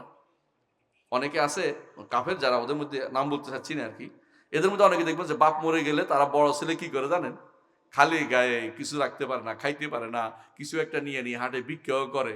সুবহানাল্লাহ, মানে কোত্থেকে আউযুবিল্লাহ, এই কষ্ট যে পাইছে, কষ্ট কি, আমিলাতুন নাসিবাতুন তাসলা নারান হামিয়া, কাজ করতে করতে ফিট বাঁকা করছে, ব্যথা পাইছে, সব করছে, কিন্তু কোনো লাভ হয় না, আখিরাতে যাই জাহান্নামে চলে যাবে। কারণ আল্লাহ নির্দেশনা মোতাবেক করে নাই, আল্লাহর জন্য করে নাই। আল্লাহর জন্য না করলে আল্লাহর জান্নাতে যেতে পারবে না। আমি একবার মনে আছে, আপনাদের কাছে হয়তো মনে হইতে পারে আপনি অনেক মানবতাবাদী, হে জান্নাত না দিলে কেমন হইলো, এটা কষ্ট করছে, হ্যাঁ এরকম করলে কাজ হবে না। একবার আমার মনে পড়ে, আমি মদিনাতে ছিলাম, আপনারা জানেন মদিনাতে আমি প্রায় 15 বছর ছিলাম, মদিনা ইউনিভার্সিটিতে পিএইচডি করেছি। তো ওখানে থাকা অবস্থায় আমার শ্বশুর চিঠি লিখলেন, যে টেলিফোন করলেন বোধহয়, হ্যাঁ, বললেন যে আমাদের দেশের পরিকল্পনা মন্ত্রী যাচ্ছে এবং উনি আমার দেশের মানুষ, তুমি ওনাকে একটা সময় দিবা। তো আমি বিপদে পড়ে গেছি, শ্বশুর মশাইয়ের টেলিফোন পাইছি, এখন যদি না শুনে হ্যাঁ রাগ করে ফেলতে পারে। তো আমি গেছি, একবার বিমানবন্দর পর্যন্ত গেছি, তো ওনাকে আমার গাড়িতে করে নিয়ে আসছি, রাখছি। সকালবেলা সকালে আসেন নাস্তা করবো একসাথে, তো আমি সকালে হোটেলে নাস্তা করতে গেছি, নাস্তা করতে বসছি, এখন উনি হঠাৎ করে কথা একটা উঠছে, ওনার ইচ্ছা, মন খারাপ আর আমার দেখে, হুজুর মানুষ দেখে মন ভরে নেই ওনার, বলতেছে আচ্ছা মাদার তেরেসা জান্নাতে যাবে না? কেমন প্যাঁচ লাগাইছে দেখ, বুঝেন তো, মানে আমাকে দেখছে যে আমি যদি উল্টাটা কমু তখন একটা বেজার লাগাবে জন্য, অথবা আমি কি কই দেখতে শুনতেছি। আমি বললাম শোনেন, মাদার তেরেসা কি মুসলিম নাকি? আমি তো জানেও জিজ্ঞাসা করতেছি, কারণ মুসলিম হবে কেন, উনি তো খ্রিস্টান। কারণ তো মুসলিম না হলে তো কেউ জান্নাতে যাবে না, কারণ রাসূলুল্লাহ সাল্লাল্লাহু আলাইহি ওয়াসাল্লাম বলেছেন, আলা লা ইয়াদখুলুল জান্নাতা ইল্লা নাফসুম মুমিনা, সাবধান, মুমিন না হলে কেউ জান্নাতে যেতে পারবে না, ঈমান থাকলে জান্নাতে যাবে, ঈমান থাকলে জান্নাতে যাবে না। আর মাদার তেরেসা ঈমানদার না। তো খেপে গেছে, আপনারা জানেন, মানে মোল্লারা শুধু জান্নাত আপনারা নিতে চান, এত বড় বড় এই কাজ করেছে, ওই কাজ করেছে, আপনারা মানবতাবাদী জিনিসটাও ছিলেন না, মানবতাবাদও যায় আপনাদের কাছে নেই। তাই আমি তো বলেছি, আপনি যতই বলেন না কেন জান্নাতে যাইতে পারবেন না। আমি আরো কাউরের করে বসে আছি, জান্নাত তো আল্লাহর জান্নাত, আল্লাহর জান্নাত আল্লাহ শুধু দিবেন ইমানদারদেরকে, আল্লাহ ঘোষণা করেছেন, রাসূলও ঘোষণা করেছেন। তখন আমি কিছু আলোচনা করলাম, উনি শুনলেন না, বলবো যে না না এত কঠোর হওয়া যাবে না, মানে মন বড় না, জান্নাত দিয়ে দিবে, হ্যাঁ আল্লাহর জান্নাত দিয়ে দিবে উনি। পরিবেশ এমন জায়গায় গেছে যে এখন মারামারি পর্যায়ে চলে যাচ্ছে, বুঝছেন তো, উনি কোনোভাবে মানবে না, আমিও কোনোভাবে ছাড়বো না। আমি বলি যে আমার তো কোরআন হাদিসের কথা, আপনি তো আবেগ দিয়ে চলতেছেন, এটাও বলে ফেলছি, আপনি আবেগ দিয়ে চলতেছেন। এমন সময় ঢুকছে, এই ফার্স্ট সেক্রেটারি ঢুকছে, দেখি বলতেছে, আমার তো আর ভাই বলতে, ভাই আপনি কি সমস্যা? আমি কোনো সমস্যা নাই তো, উনির সাথে কথা বলতেছি, কারণ কথা তো মনে হয় অন্য জায়গায় চলে যাচ্ছে। আমি কি ঘটনা নিয়ে আপনারা আলোচনা করতেছেন? তো আমি বললাম যে উনি বলতেছে মাদার তেরেসারে জান্নাত দিতে। আমি বলছি আমাদের জান্নাত দিতে পারবে না, কথা বলছেন কিনা? এখন উনি তো ওরা চালাক, কিভাবে বলতে হবে জানে, ওরা বলতে স্যার, ওনাকে বলতে স্যার, ইয়াকে বলতেছে স্যার জান্নাতে না গেলে কি হয়েছে, উনি স্বর্গে যাবে। ওই বোকা বেটা বাংলাদেশের পরিকল্পনা মন্ত্রী, চিন্তা করেন, হেতে ওই বিদ্যা নাই, ও অসুবিধা নেই, স্বর্গে গেলে বুঝছেন তো, আল্লাহর জান্নাতে যেতে হলে ঈমান না থাকলে জান্নাত যেতে পারবে না, স্বর্গে গেলে হবে কাজ হইব না, ওই স্বর্গে বহুত বৈকুণ্ঠ উইলে যাইবে, বুঝছেন তো, স্বর্গে যাত্রা, বুঝছেন না, স্বর্গে যাত্রা হয়ে কাজ হইব না।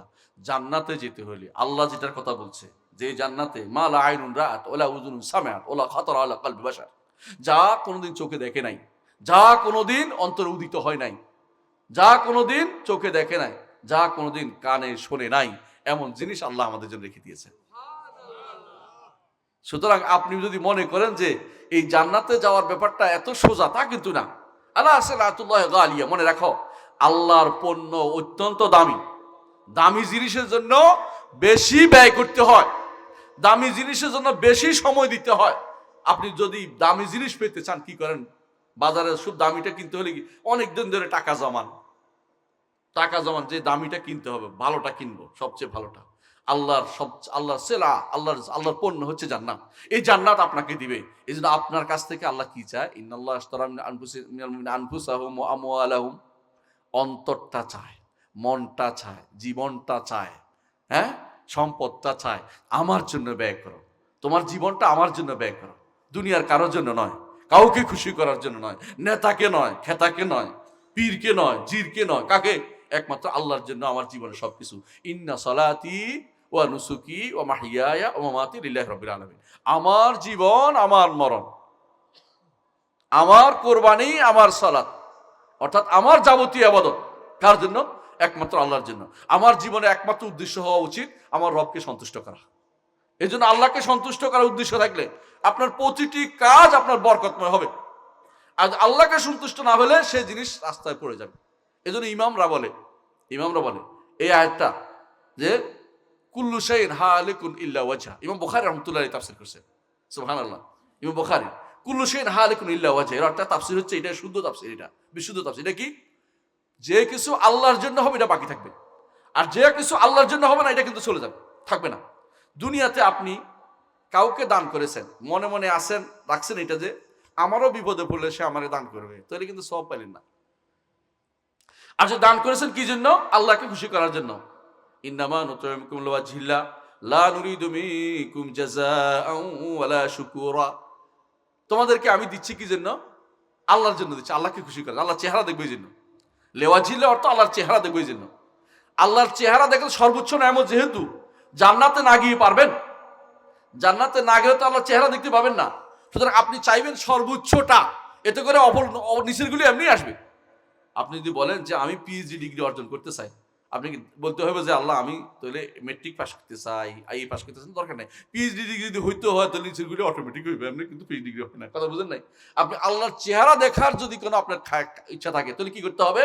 ইন্নামা নুতঈমুকুম লিওয়াজহিল্লাহ, আল্লাহর সন্তুষ্টির জন্য, আল্লাহর চেহারা দেখার জন্য শুধুমাত্র দান করতে হবে।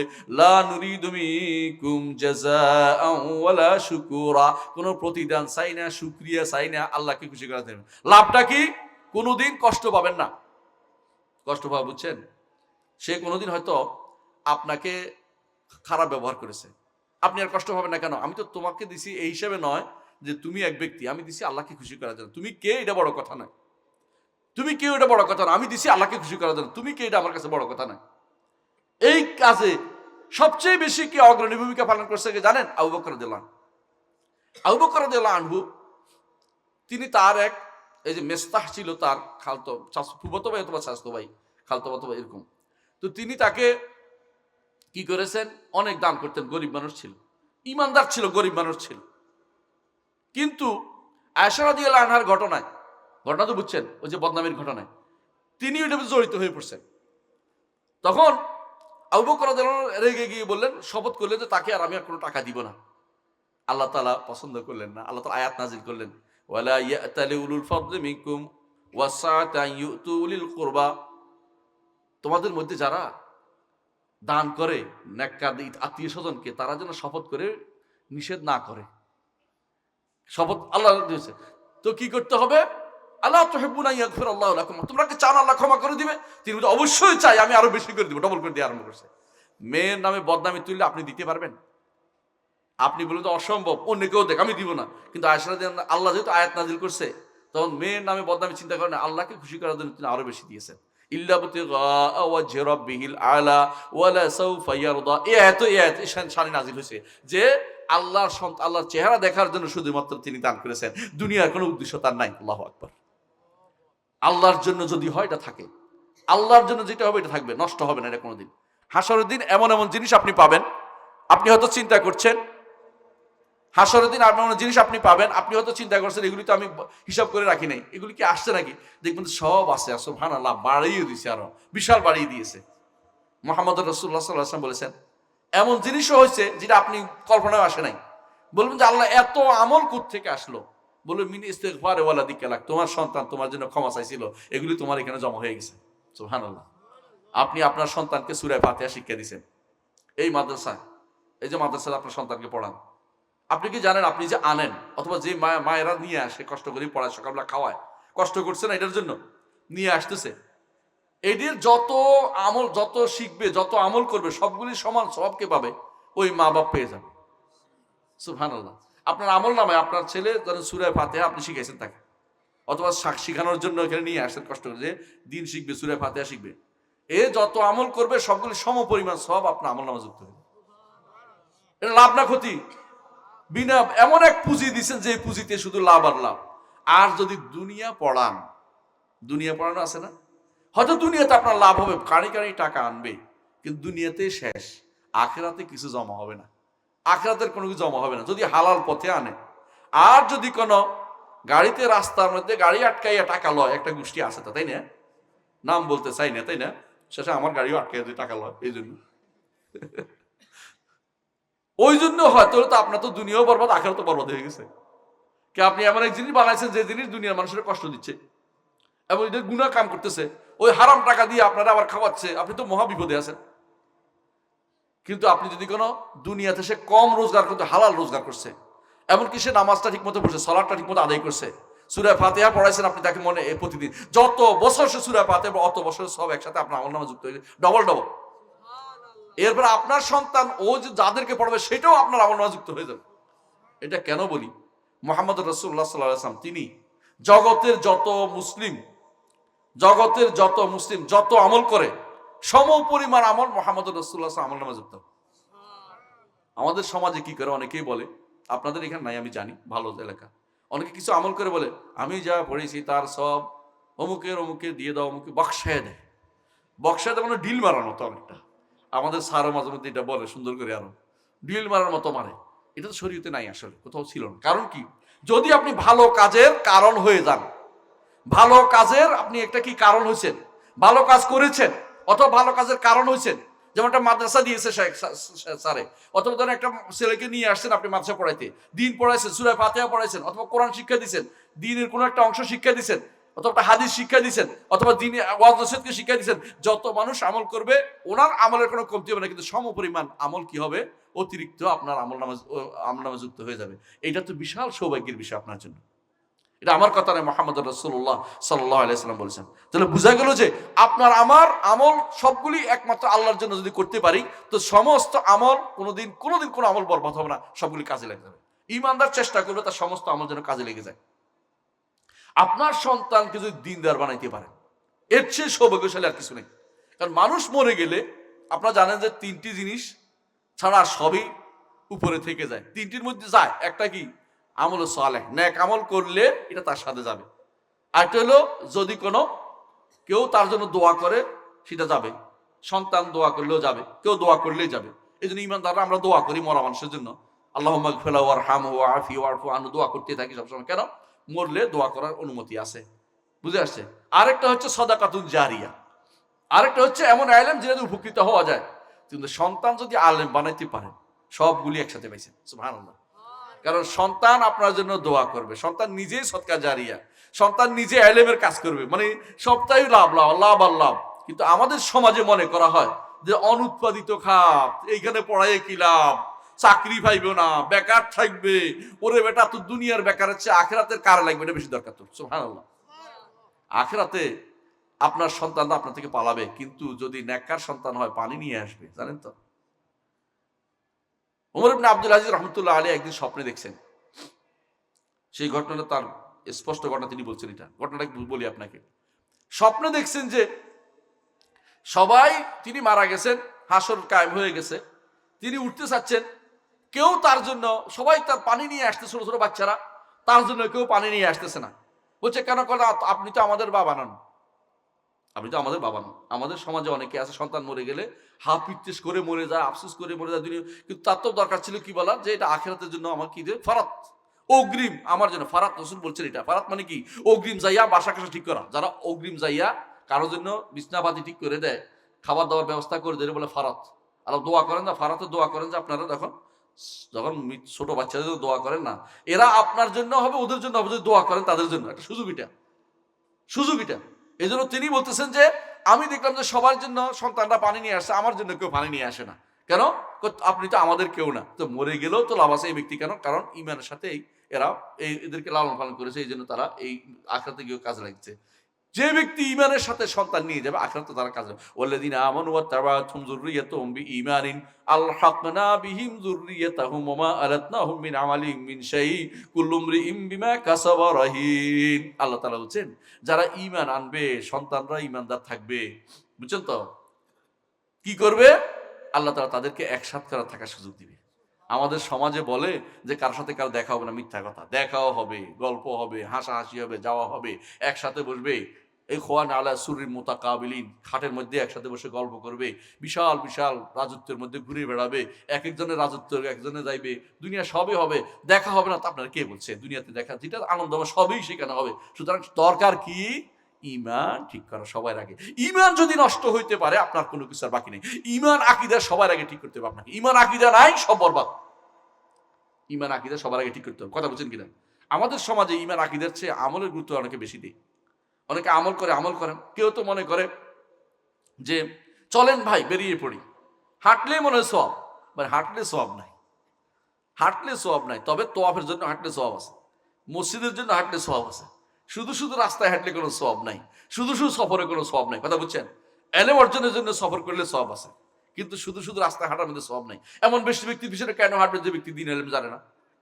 তার জন্য তার সাথে হাঁটার কোনো মানে হয় না। আপনি অমন ব্যক্তির কাছে যাবেন যে ব্যক্তি আপনাকে ইলম শিক্ষা দিবে, বের হইলেই সওয়াব। আল্লাহর রাস্তায় জিহাদের মতো সওয়াব মুহাম্মদ রাসূলুল্লাহ সাল্লাল্লাহু আলাইহি ওয়াসাল্লাম বলেছেন। এমন ইলম অর্জনের জন্য আপনি যদি কোনো ধরেন এখান থেকে গিয়ে একবার ইসলামী বিশ্ববিদ্যালয় পর্যন্ত কত 60 কিলোমিটার মতো বললাম আর কি, এর দূর গেছেন, পুরোটাই আপনি আল্লাহর রাস্তার মধ্যে আছেন, জিহাদের মধ্যে আছেন। কেন? ওখানে গিয়ে আমি ধরেন লোকমান স্যারের ধরে ওখান থেকে একটা ইলম শিখবো, হ্যাঁ, এরকম করলে সব।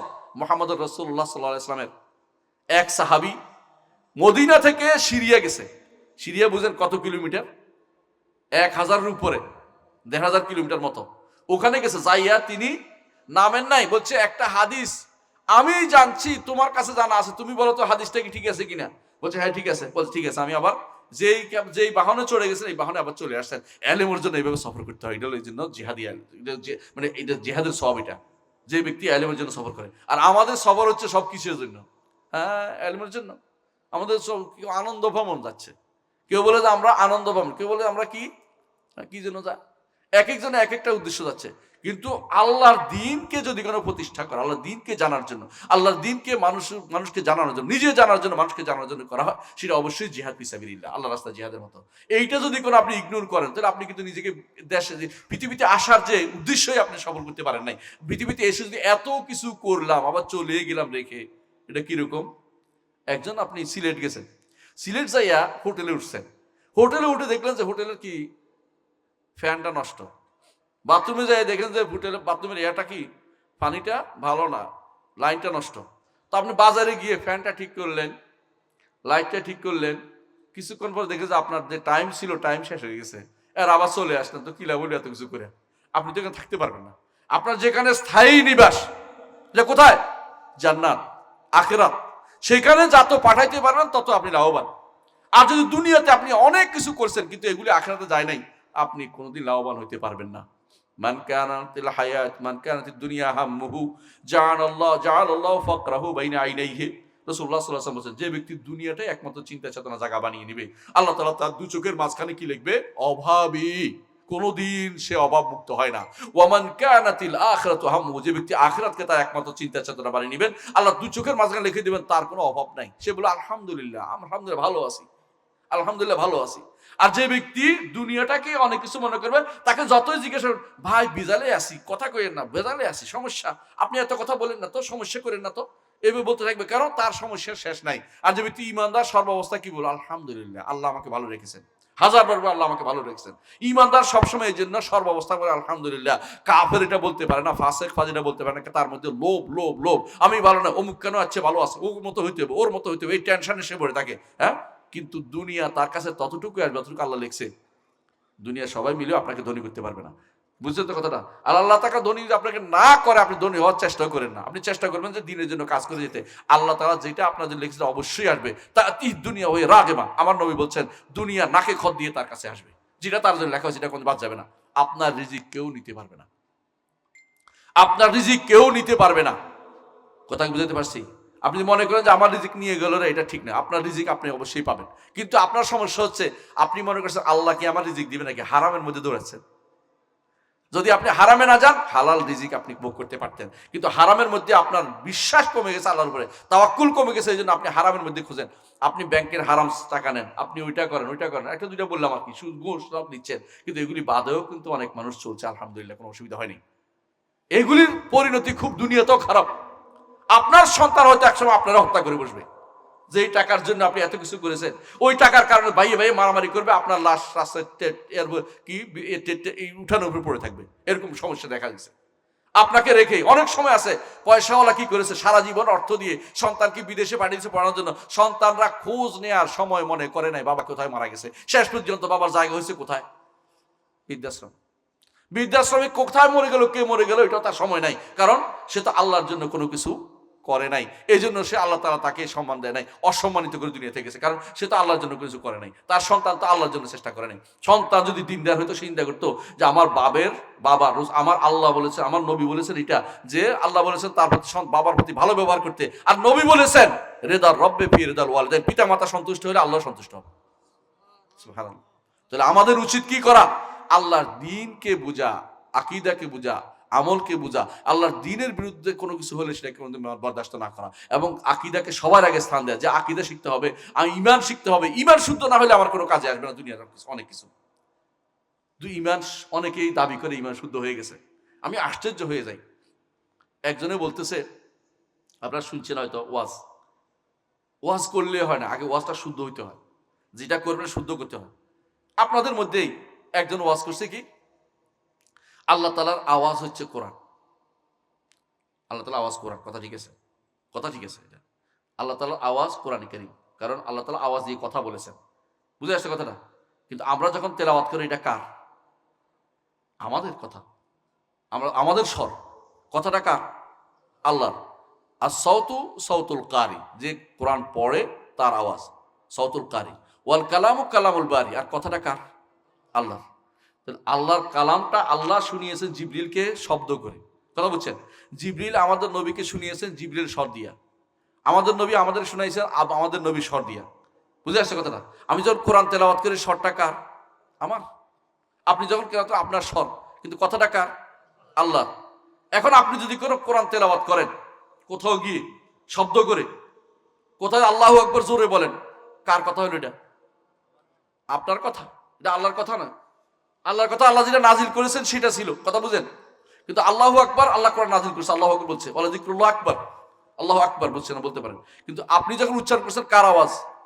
আপনার আওয়াজ। এখন যদি কেউ বলে যে এটা আল্লাহর আওয়াজ, এটা তো ভুল গেছে, কারণ এটা আল্লাহর আওয়াজ না। আল্লাহর আওয়াজ তো যখন আল্লাহ জিবরিলকে শুনিয়েছেন তখন, যখন মুসাকে শুনিয়েছেন তখন, কথা কি বুঝাতে পারছি? কিন্তু কথাটা কার? আল্লাহ।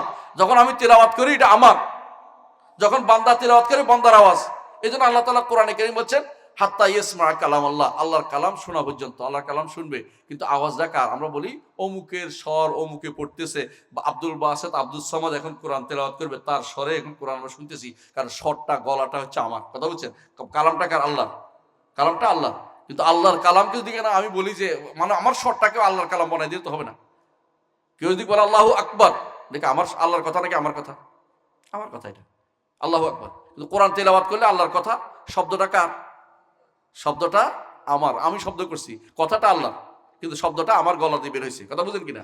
তাহলে বোঝা গেল এই কথা না বুঝার কারণে এক একজন এক এক কথা বলতেছে। কোরআনটাকে কেউ বক্তৃতা দিচ্ছে যে আল্লাহর স্বর, যে ইয়াতে সব রাসূলুল্লাহ সাল্লাল্লাহু আলাইহি ওয়াসাল্লামের হাদিস আছে যে এটার কি বলে, কনস্টান্টিনোপল বিজয় হবে, রাসূলের হাদিস আছে। সেই বিজয়ের মধ্যে স্বর, মুসলিমরা আল্লাহু আকবার বলার কারণে সেই দেয়াল পড়ে যাবে, কারণ আল্লাহু আকবার হচ্ছে আল্লাহর স্বর, আল্লাহর স্বর না তো, এটা মানুষের স্বর। এই ভুল কথা তো বলা যাবে না। আল্লাহর আওয়াজ, আল্লাহর কোরআন অবশ্যই আওয়াজ দিয়ে, আল্লাহর কোরআন অবশ্যই বর্ণ দিয়ে, কিন্তু যখন মানুষের লেখে, তখন মানুষের হাতের লেখা। কালামটা আল্লাহ, কথা বলছেন, এই ভুলটা করা আকীদা শুদ্ধ হয় নাই তাদের। ঠিক আরেক গোষ্ঠী আছে আকীদা শুদ্ধ হয় নাই, কি বলবে আল্লাহ তাআলা করবে, আমরা করব বলে আল্লাহ লিখছে। সুবহানাল্লাহ, আমাদের তো অস্তিত্বই ছিল না। আল্লাহ তো নিজেই সব নির্ধারণ করছে, এই বেটা আসবে, এই বেটা আসবে, এই বেটা আসবে, নির্ধারণ তার কি জীবনে সবকিছু লিখে দিয়েছেন। এমনকি মায়ের পেটে থাকতেও আমারটা লিখে দিয়েছেন। আমি তখন করার প্রশ্নই আসবে না, আমার তো কোনো করার স্বাধীনতা আল্লাহ দিয়েছে যত দূরে, এর বাইরে তো আমি যেতে পারবো না। আমার চাওয়া তো ওটুকু, আল্লাহ যেটুকু বলছে ওটুকুর বাইরে যেতে পারবো না। আল্লাহ আমরা করব বলে তো বলা যাবে না, বরং কি করতে হবে, আমরা আল্লাহর নির্ধারণ অনুসারে চলি। আল্লাহ যেভাবে বলছেন সেভাবে চলি। আল্লাহ নির্ধারণ করছেন যেটা আমরা জানি না, আমরা আল্লাহর নির্দেশ মোতাবেক চলার চেষ্টা করি। আল্লাহ তাআলা সন্তুষ্টির দিকে দৌড়াই। যদি আমরা সন্তুষ্টির মধ্যে চলতে পারি, আল্লাহ আমাদের জান্নাত দিবেন। সন্তুষ্টির মধ্যে না চললে জাহান্নামে দিবেন, এটা বিশ্বাস করতে হবে। উল্টা রকম মিথ্যাবাদটা বিশ্বাস করলে তো আকীদা নষ্ট হয়ে যাবে। এই জন্য আকীদার যে মূল ধারাটা আপনাদেরকে শিখতে হবে। আকীদার মূল ধারা শেখার জন্য অবশ্যই বুঝতে হবে যে আকীদা শুদ্ধ না হলে কিন্তু জান্নাতে যাওয়া যাবে না, জান্নাতে যাওয়া যাবে না। বুঝে আসছে কথাটা? এই জন্য আমি আজকে শুধু তাওহীদের আলোচনাটা করলাম যে আল্লাহকে রব মানতে হবে, আল্লাহর নাম ও গুণ মানতে হবে, একমাত্র আল্লাহর ইবাদত করতে হবে। এই তিনটে জিনিসের ক্ষেত্রে কোনো দিকে একটাও বাদ যায় তাহলে কিন্তু তার ঈমান শুদ্ধ নাই। একটা বাদ গেলে ঈমান শুদ্ধ নাই। আল্লাহ তাআলা তার সত্তার উপর ঈমান আনতে হবে, তার কর্মের উপর ঈমান আনতে হবে, তার নামের উপর ঈমান আনতে হবে, গুণের উপর ঈমান আনতে হবে, এবং তার ইবাদত করতে হবে, একমাত্র অধিকার মেনে চলতে হবে। এর বাইরে ঈমানদার হইতে পারবে না। ওযুর যেমন, আপনি ওযুর ফরজ যদি কোনো 4টা আছে না, 6টা আছে না, 6টার মধ্যে আপনি যদি কোনো কেউ বলে মাথা মশে করলাম না, ওযুটা হবে? তেমনি ভাবে ঈমানের যেগুলি বলেছি এগুলি একটাও বাদ গেলে ঈমানদার হইতে পারবে না। এজন্য ঈমান শিক্ষা দিতে হয়, ঈমান শিক্ষা দিতে হয়। আমাদের একটা ছোট্ট বই আছে উসুল ঈমান, ছোট বই পড়বেন, প্রত্যেকের ঘরে রাখবেন, একটা ফ্যামিলিকে পড়াবেন, বাচ্চাদেরকে পড়াবেন। বাইরে পড়ার আগে ঘরে পড়ে যাক, শুদ্ধ হয়ে যাক। বাইরে বিভিন্ন মাদ্রাসাগুলিতে পড়লে নষ্ট হয়ে যায়। আপনাদের এই মাদ্রাসাগুলি সালাফি মাদ্রাসা, এগুলিতে ঈমান ঠিক থাকবে, এগুলিতে সন্তানদের পড়াবেন এবং মানুষদেরকে এখানে পড়ানোর আহ্বান জানাবেন। ইনশাআল্লাহ আপনারা ঈমানের উপর থাকতে পারবেন। আল্লাহ আমাদেরকে ঈমানের উপর রাখুন। সুবহানাকাল্লাহু ওয়া বিহামদিকা আশহাদু আল্লা ইলাহা ইল্লা আনতা আস্তাগফিরুকা ওয়া আতুবু ইলাইক। আসসালামু আলাইকুম ওয়া রাহমাতুল্লাহি ওয়া বারাকাতুহু।